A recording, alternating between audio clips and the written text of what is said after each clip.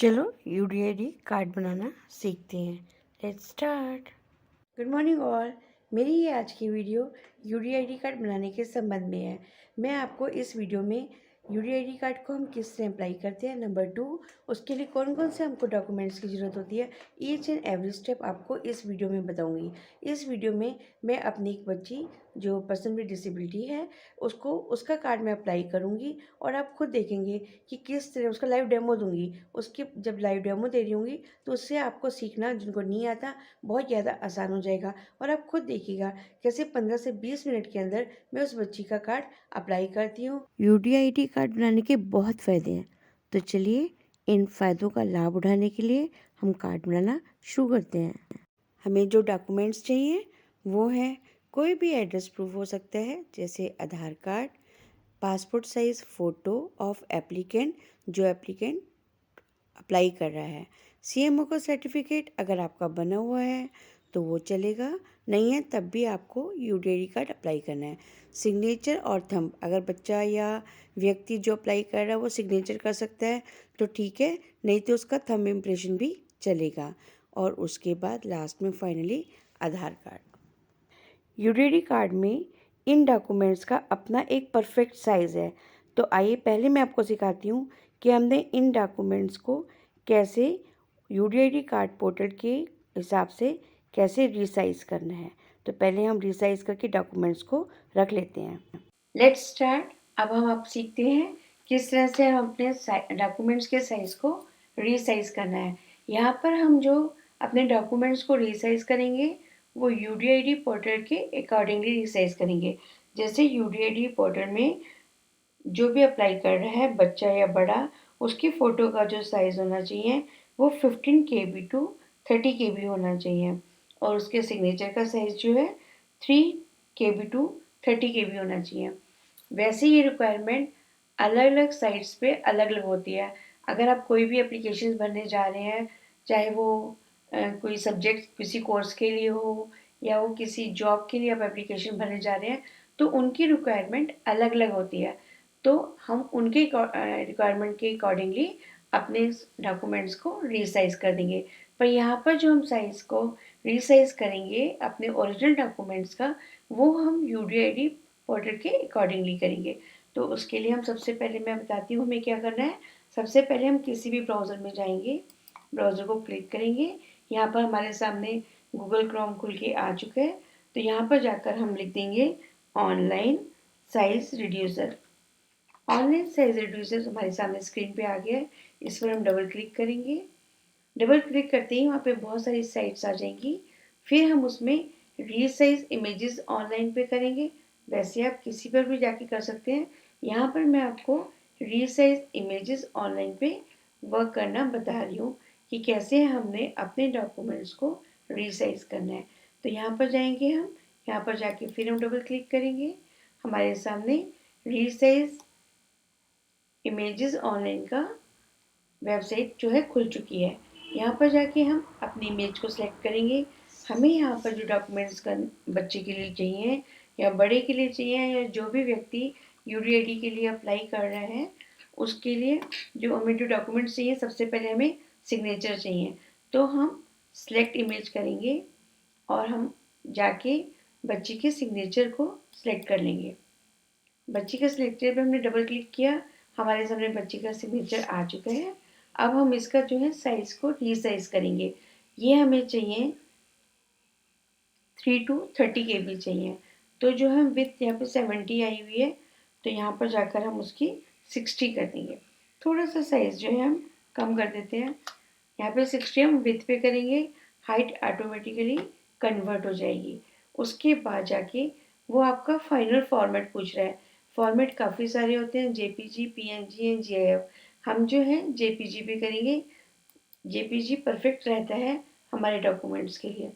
उसके बाद जाके हम जो है जेपीजी एक्सटेंशन वाला फॉर्मेट सही रहता है।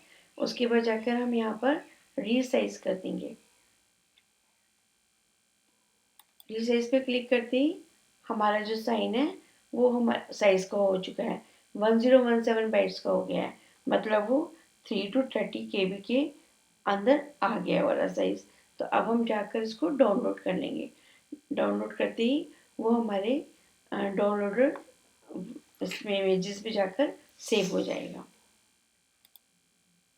ये हमारे पास डाउनलोड हो के आ गया। इसी तरह हम बाकी डॉक्यूमेंट्स को भी चेंज करेंगे।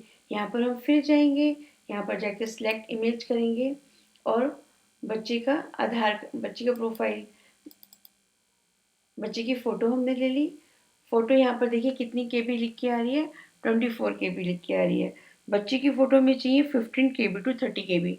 ये बिल्कुल परफेक्ट साइज़ है, तो हमें इस साइज़ को चेंज करने की ज़रूरत नहीं है।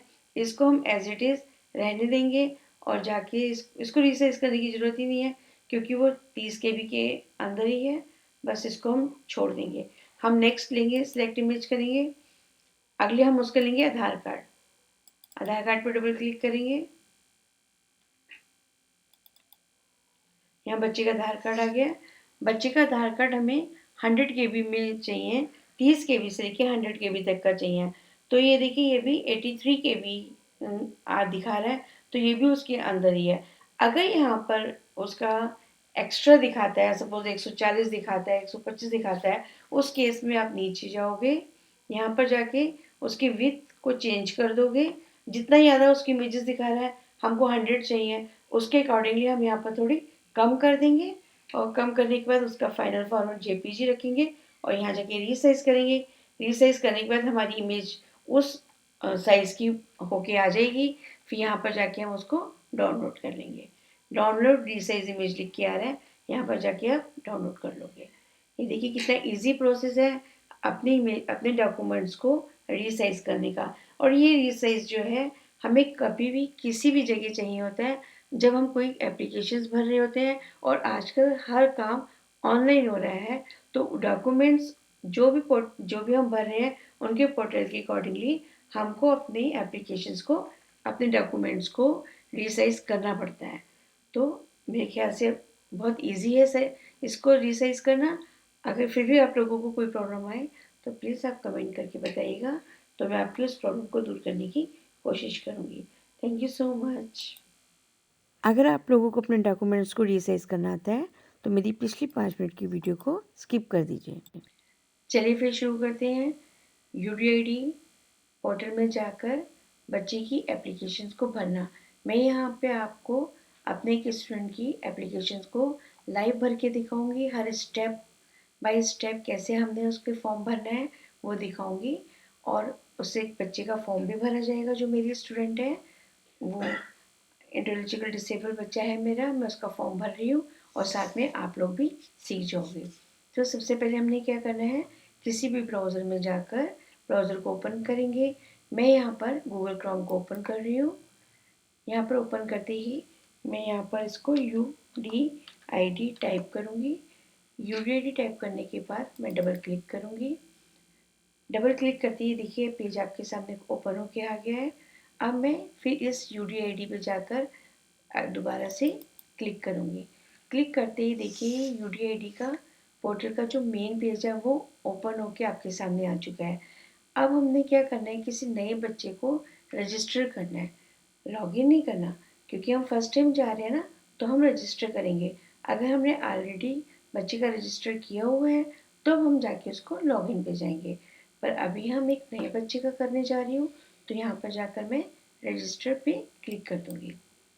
रजिस्टर पे क्लिक करते ही ये वाले पेज मेरे सामने खुल के आ गया। देखिए आप लोग भी देख रहे होंगे।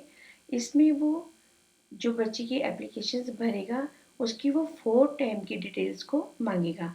पहले पेज में जो है पर्सनल डिटेल्स है, सेकंड पेज में डिसेबिलिटी डिटेल्स है, थर्ड पेज में एम्प्लॉयमेंट डिटेल है एंड फोर्थ में आइडेंटिटी डिटेल्स है। तो सबसे पहले हम जो है जिस भी व्यक्ति का या बच्चे का फॉर्म भरने जा रहे हैं उसकी पर्सनल डिटेल को भरेंगे। यहाँ मैं अपनी स्टूडेंट खुशी की डिटेल भरने जा रही हूँ, तो मेरा यहाँ पे लिखूँगी मैं अपने स्टूडेंट का नाम KHUSHI खुशी। अब वो उसका एप्लीकेंट का मिडिल नेम मांग रहा है। मेरे स्टूडेंट का मिडिल नेम नहीं है, उसका जस्ट नाम खुशी है। जिसका भी मिडिल नेम होगा वो आप यहाँ टाइप कर सकते हो। फिर उसके बाद वो एप्लीकेशन सरनेम मांग रहा है। सरनेम में कुछ भी आ सकता है, लाइक अरोड़ा है, शर्मा है, अग्रवाल है, जो भी है। सपोज मेरा नाम किरणदीप कौर है, तो यहाँ आपके फर्स्ट नेम में किरण आ जाएगा, मिडल में दीप आ जाएगा और सरनेम में मैं कौर आ जाएगा। पर यहाँ मैं जिस बच्चे का भर रही हूँ उस बच्चे का नाम सिर्फ खुशी है, तो ना उसका मिडल नेम आएगा ना उसका एप्लीकेंट सरनेम आएगा। अब वो सेम इंफॉर्मेशन हिंदी में पूछ रहा है, आवेदन का पहला नाम। मैं हिंदी में नहीं लिखूंगी, यहाँ पर मैं इंग्लिश में ही लिखूंगी। उसको वो हिंदी में अपने आप कन्वर्ट कर लेगा बाद में।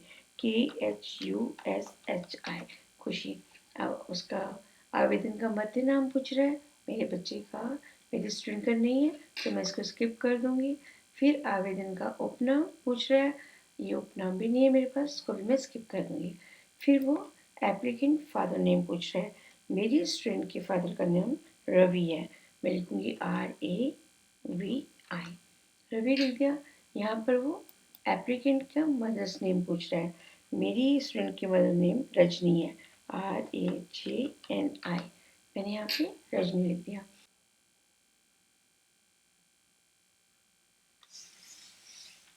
एप्लीकेंट की मदर के बाद वो उसकी डेट ऑफ बर्थ मांग रहा है, तो डेट ऑफ बर्थ है मेरे बच्चे की 13 अगस्त, 8वां महीना हो गया, और ईयर है उसका 2008। ये देखिए मैंने उसका भर दिया 13 अगस्त 2008। यहाँ पे फिर से वो आवेदन की पिता का नाम मांग रहा है। पिता का नाम हिंदी में मांग रहा है पर हम लिखेंगे इंग्लिश में। उसके पिता का नाम रवि है, RAVI। फिर वो आवेदन की माता का नाम मांग रहा है, माता का नाम है रजनी, RAJNI, रजनी। देखिए यहाँ पर एज ऑटोमेटिकली कैलकुलेट होके आ गई, उसकी एज 12 साल है। फिर वहाँ पे वो कह रहा है प्लीज़ सेलेक्ट जेंडर, तो मेरा बच्चे फीमेल है, मैंने यहाँ पे फीमेल सेलेक्ट कर ली। यहाँ पर वो उसका फ़ोन नंबर मांग रहा है, तो यहाँ पर मैं उसके बच्चे का फ़ोन नंबर दे दूँगी। बच्चे का फ़ोन नंबर मैं यहाँ पे टाइप कर रही हूँ।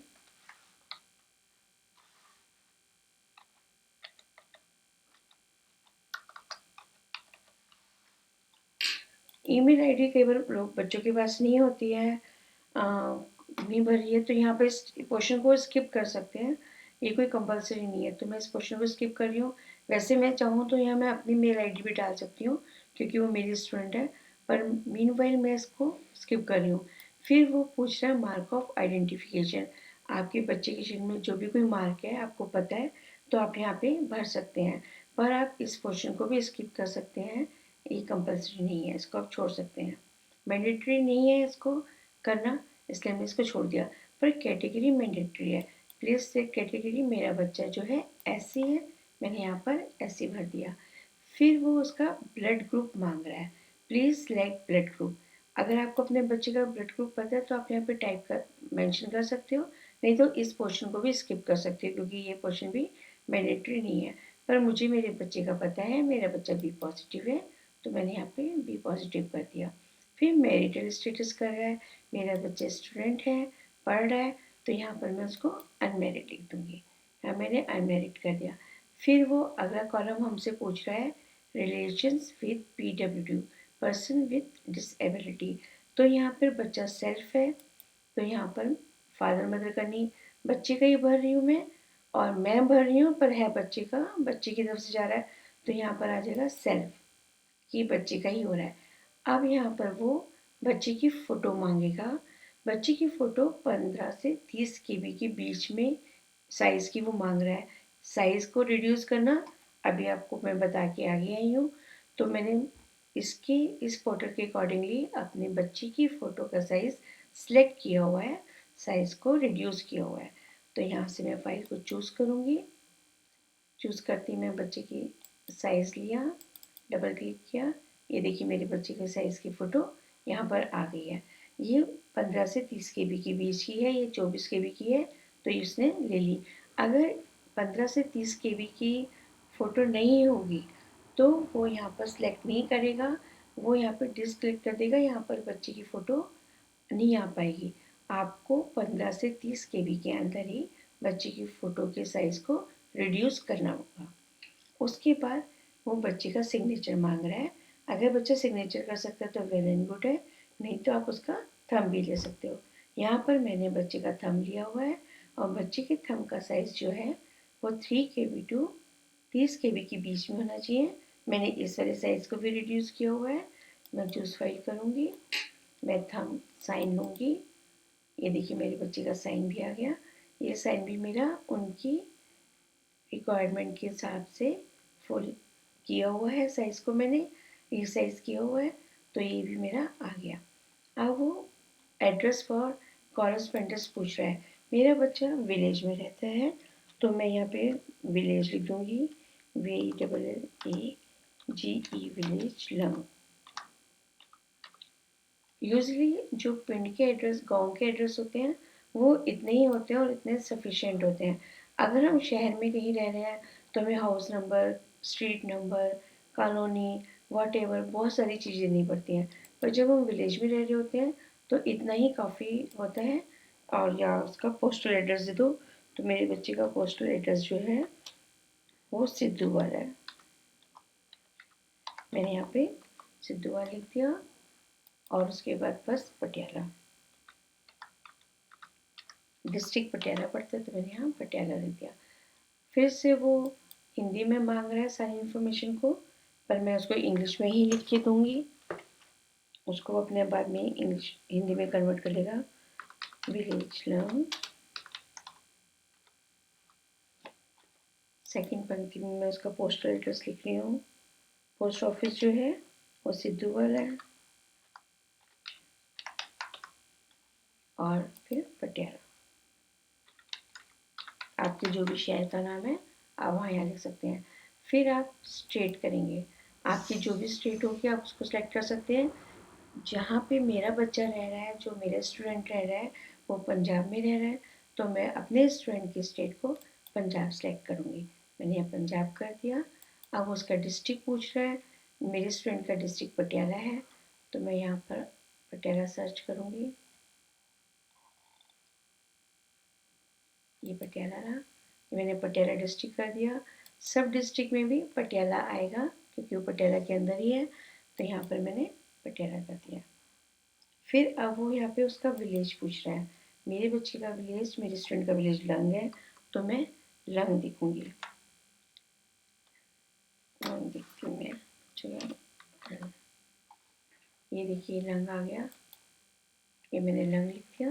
पिन कोड है, मेरी स्टूडेंट का पिन कोड है 147001, मैंने वो लिख दिया। अब वो कह रहे हैं nature of documents for address proof. मेरे बच्चे का जो है, स्टूडेंट का जो है आधार कार्ड है एड्रेस प्रूफ, मैंने आधार कार्ड ले लिया। अब आधार कार्ड के लिए भी वो फाइल मांग रहा है। और देखिए आप आधार कार्ड के लिए भी जो लिमिटेशंस चाहिए हमारे साइज़ की, डॉक्यूमेंट्स के साइज़ की, वो 10 KB टू 100 KB है। मैंने इस साइज़ को भी इनके अकॉर्डिंगली रीसाइज कर दिया है। फिर मैं फाइल को चूज़ करूँगी और जाके मैं उसका आधार कार्ड ले लूँगी। डबल क्लिक किया, ये उसके आधार कार्ड की फाइल जो है चूज़ होके आ गई, यहाँ पर सिलेक्ट हो गई है।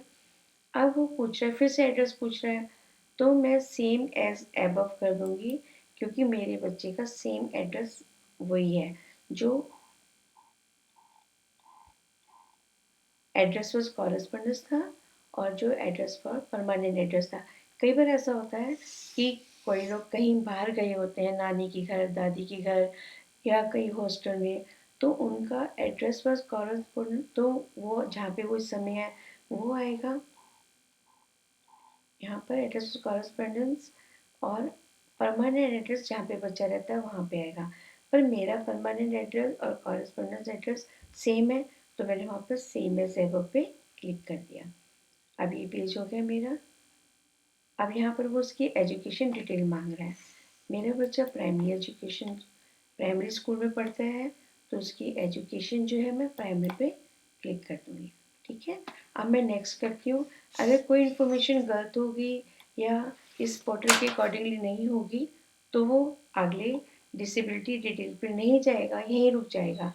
और अगर सही होगी तो इस नीले वाले पोर्शन को वो ग्रीन कर देगा और नेक्स्ट वाली डिटेल पे वो आ जाएगा।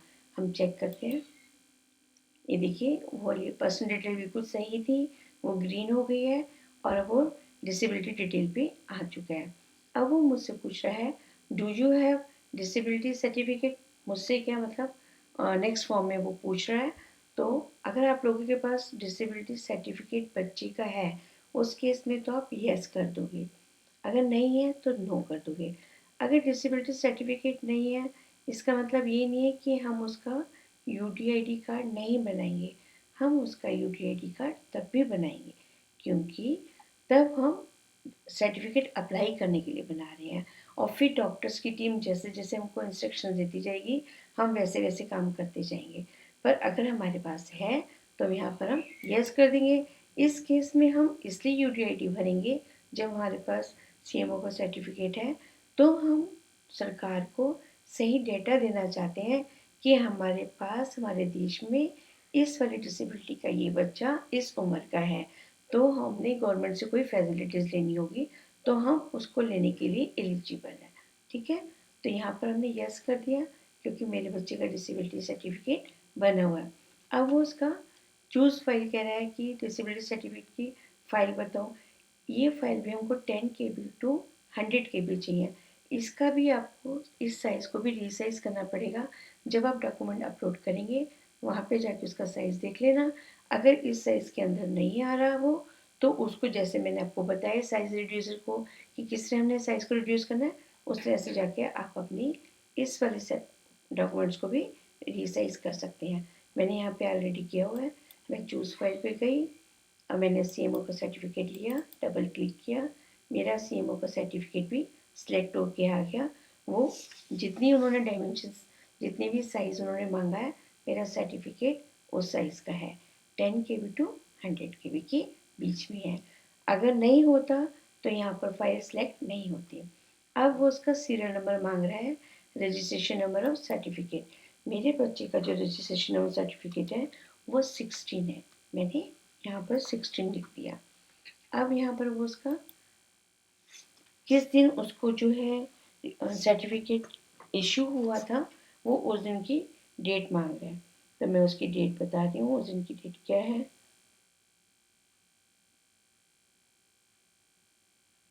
4/9/2018।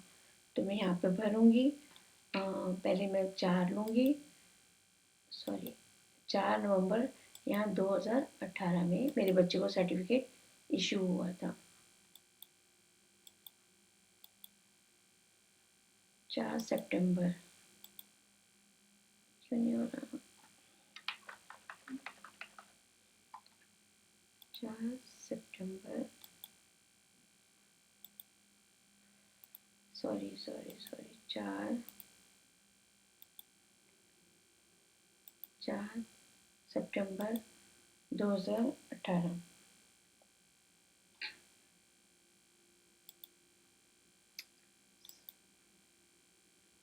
4 सितंबर 2018,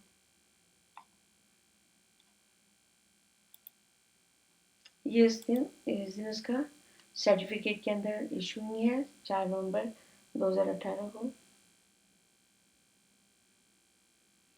अब वो पूछ रहा है डिटेल ऑफ इशूइंग अथॉरिटी कौन थे जिन्होंने इसका सर्टिफिकेट बनाया। मेरी स्टूडेंट का जो सर्टिफिकेट बना वो सीएमओ ने बनाया है, तो यहाँ पे मैं चीफ मेडिकल ऑफिस लिख रही हूँ। डिटेल ऑफ इशूइंग अथॉरिटी ये थे। अब वो यहाँ पे पूछ रहा है कि डिसेबिलिटी ऑफ परसेंटेज कितनी डॉक्टर्स ने निकाली। ये परसेंटेज हम लोग नहीं निकालेंगे, ये परसेंटेज डॉक्टर्स लोग निकालते हैं। जब हम अप्लाई करते हैं, जब हम डॉक्टर के पास अपने बच्चे को लेके जाते हैं, एक डॉक्टर्स की टीम बैठी होती है, बच्चे का अच्छी तरीके से चेकअप होता है, उसको बच्चे को देखा जाता है, फिर बच्चे की वो परसेंटेज निकालते हैं। मेरे बच्चे की, मेरे स्टूडेंट की जिसका मैं फॉर्म भर रही हूँ, उसकी डिसेबिलिटी परसेंटेज 100 है, तो यहाँ पे मैंने 100 लिख दिया। अब वो पूछ रहा है कि उसकी डिसेबिलिटी टाइप क्या है। मेरा बच्चा सेरेब्रल पॉलिसी का है, तो मैंने यहाँ पर क्लिक कर दिया। आपका जो भी बच्चे का सर्टिफिकेट जिसका भी बना होगा, आप उसका यहाँ पर क्लिक कर देंगे। फिर वो पूछ रहा है कि डिसेबिलिटी कब से है। सिंस कई बार ऐसा होता है कि बच्चा शुरू में नॉर्मल होता है, बाद में एक्सीडेंट होता है या बीमार हो जाता है, उसके बाद उसके अंदर डिसेबिलिटी आ जाती है, तो यहाँ पर आप ईयर को मेंशन करेंगे। पर कई बच्चे बाई बर्थ होते हैं, मेरा बच्चा बाई बर्थ है, मेरा स्टूडेंट जिसकी मैं भर रही हूँ, तो उसका मैं डिसेबिलिटी बाय बर्थ मेंशन करूँगी। अगर मैं डिसेबिलिटी सेंस करती हूँ तो फिर वो मुझसे उनका ईयर पूछेगा कि किस साल से शुरू हुआ। देखिए यहाँ पे आपके सामने साल आ गए, पर मेरा डिसेबिलिटी बाय बर्थ है तो मैंने यहाँ पे ये कर दिया, तो वो इस वाले पोर्शन को स्किप कर देगा। अब वो पूछ रहा है कि डिसेबिलिटी एरिया क्या है। देखिए मेरे बच्चे की मैं बता चुकी हूँ 100% है, उसका अपर बॉडी और लोअर पोर्शन, बॉडी का लोअर पोर्शन दोनों इफेक्टेड है। तो मैं यहाँ पर होल बॉडी लिख दूंगी कि मेरे बच्चे का पूरी बॉडी जो है इफेक्टेड है, मैंने यहाँ पर वो लिख दिया। अब उसके बाद वो पूछ रहे हैं हॉस्पिटल ट्रीटिंग डिसेबिलिटी, कि किस हॉस्पिटल से उसका ट्रीटमेंट चला। बच्चे जो मेरे स्टूडेंट है वो पहले हरियाणा रहते थे, अब पंजाब आए हैं, तो मुझे उनका वो पिछले वाला हॉस्पिटल उनको पेरेंट्स को भी याद नहीं है, तो मैं इसको क्वेश्चन को स्किप कर दूंगी। अगर आप जिसका फॉर्म भर रहे हैं, अगर आपको पता है उसकी हॉस्पिटल ट्रीटिंग डिसेबिलिटी का, तो आप यहाँ पर वो भर सकते हैं, पर ये मैंडेटरी नहीं है, इसको आप छोड़ सकते हैं। फिर पेंशन कार्ड नंबर पूछ रहा है। अगर बच्चे की पेंशन लगी हुई है तो उसका पेंशन कार्ड भी होगा, तो उसका नंबर आप यहाँ लिख सकते हैं। पर मेरे बच्चे का अभी पेंशन स्टार्ट नहीं हुई, उसको पेंशन लगी नहीं हुई मेरे स्टूडेंट की, तो मैं इस पोर्शन को भी स्किप कर रही हूँ। फिर वो पूछ रहा है disability due to, please select disability due to. Accident हुआ, कॉन्ग्रेंशियल मीन्स बाई बर्थ है, कोई डिजीज किसी बीमारी के कारण हुआ, हेरिडेटरी है, इन्फेक्शंस है, या कोई मेडिसिन गलत लेने के कारण हुआ। पर मेरा जो बच्चा है वो कॉन्ग्रेशनल है, बाई बर्थ है, तो मैंने यहाँ पर कॉन्ग्रेशनल लिख दिया। फिर है प्लीज सेलेक्ट हॉस्पिटल। जहाँ पे मेरा स्टूडेंट रहता है उसके नियर बाई जो हॉस्पिटल पड़ता है वो माता कौशल्या हॉस्पिटल है। जिसकी जो भी आप एप्लीकेशन जो इसका भी भर रहे हैं उसके नियर बाई जो भी वो हॉस्पिटल्स आते होंगे वो वहाँ पर उन्हीं हॉस्पिटल्स को दिखाएगा। सपोज आप लुधियाना में हैं, आप लखनऊ में हैं, आप कहीं बाहर हैं और आप जिस एरिया में रहते होंगे तो उसी एरिया के हॉस्पिटल्स को शो करेगा। पर मैं यहाँ पटियाला में हूँ तो मेरे नियर बाई हॉस्पिटल्स पटियाला की वो शो कर रहा है, जहाँ पे मेरे स्टूडेंट का एड्रेस है। तो यहाँ पर उसको जो सबसे नियर बाई हॉस्पिटल पड़ेगा वो माता कौशल्या हॉस्पिटल है, मैंने यहाँ क्लिक कर दिया। अभी मेरा फॉर्म पूरा भर, ये वाला पेज जो है भर चुका है। डिसेबिलिटी डिटेल्स पूरी मैंने फिल कर दी है, जो भी उन्होंने रिक्वायरमेंट मांगी थी वो दे दी है। अगर गलत होगा तो अगले पेज पे नहीं जाएगा, और अगर सही होगा तो इस वाले ब्लू को भी ग्रीन कर देगा और नेक्स्ट डिटेल मुझसे पूछना शुरू कर देगा। हम चेक करते हैं। नेक्स्ट किया, कहीं कुछ गड़बड़ है। ये देखिए डिसेबिलिटी डिटेल भी ठीक आ गई। अब वो पर्सनल डिटेल्स भी ठीक हो चुकी है, डिसेबिलिटी डिटेल्स भी सही आ चुकी है। अब वो अपने थर्ड पेज में पहुंच चुका है। इस एप्लीकेशंस के 4 पेजेस हैं, personal details, disability details, employment detail and identity detail. तो 2 पेजेस तो हमने सही भर दिए हैं। अब हम थर्ड पेज एम्प्लॉयमेंट डिटेल्स को भरने जा रहे हैं। अब यहाँ पे वो सबसे पहले एम्प्लॉयमेंट डिटेल में पूछ रहा है एम्प्लॉयड और अनएम्प्लॉयड। बच्चा पढ़ रहा है तो वो एम्प्लॉयड में ही आएगा, खाली तो नहीं है ना, कुछ ऐसा नहीं, कुछ नहीं कर रहा है। मेरा बच्चा स्कूल में स्टूडेंट है, मेरी स्कूल में पढ़ रहा है, तो यहाँ पर मैं एम्प्लॉयड लिख दूंगी। ठीक है। अब वो यहाँ पे ऑक्यूपेशन में पूछ रहा है उसका क्या है, तो मेरा बच्चा पढ़ रहा है, वो स्टूडेंट है, तो मैं यहाँ पर जाके स्टूडेंट्स कर दूंगी। ठीक है। अगला वो पूछ रहा है कि वो बिलो पॉवर्टी लाइन है या एबव पॉवर्टी लाइन है। मेरा बच्चा बिलो पॉवर्टी लाइन है, पर हम उसको नॉट एप्लीकेबल कर देंगे। ना वो ज़्यादा गरीब में है या ज़्यादा अमीर में है, मीडियम क्लास में आते हैं, तो हम यहाँ पर नॉट एप्लीकेबल कर देंगे।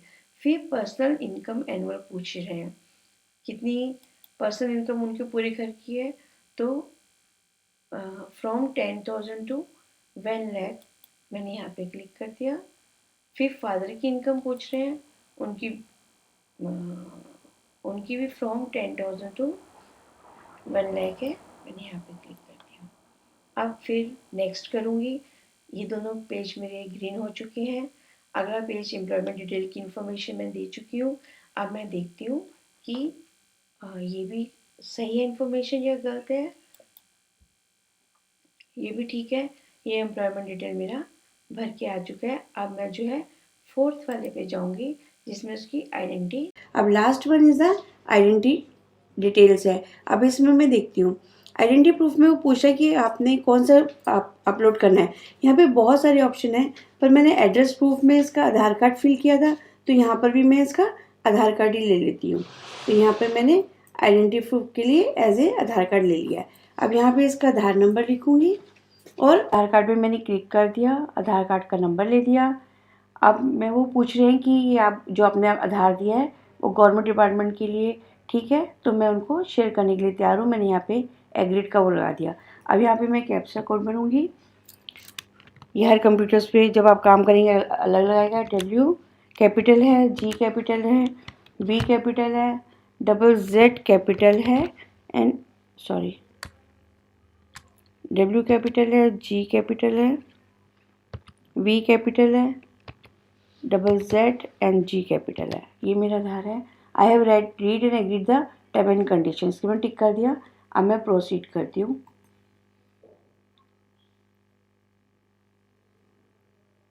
ये देखिए, ये मेरी सारी इन्फॉर्मेशन आ गई। वो कह रहा है कि आप इन्फॉर्मेशन पढ़ लो कि कोई अगर चेंज वेंज करना है तो आप कर सकते हो, पर मैं ठीक है, मुझे कोई प्रॉब्लम नहीं है, मेरी सारी इन्फॉर्मेशन ठीक है, तो मैं यहाँ पर कंफर्म का एप्लीकेशन कर दूँगी।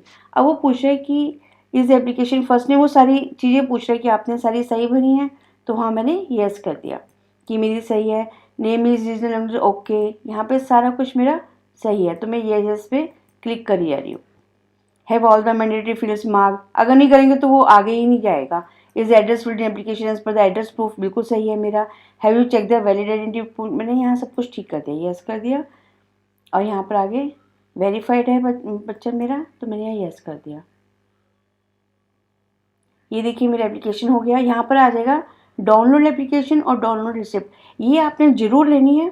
यहाँ पे मैं डाउनलोड एप्लीकेशन कर रही हूँ, मेरी एप्लीकेशन आ जाएगी और ये देखिए मेरी एप्लीकेशन डाउनलोड होकर आ चुकी है और यही मैं डाउनलोड रिसिप्ट कर लूँगी। इन सब का प्रिंट आउट ज़रूर ले लेना, ये बहुत ज़रूरी है।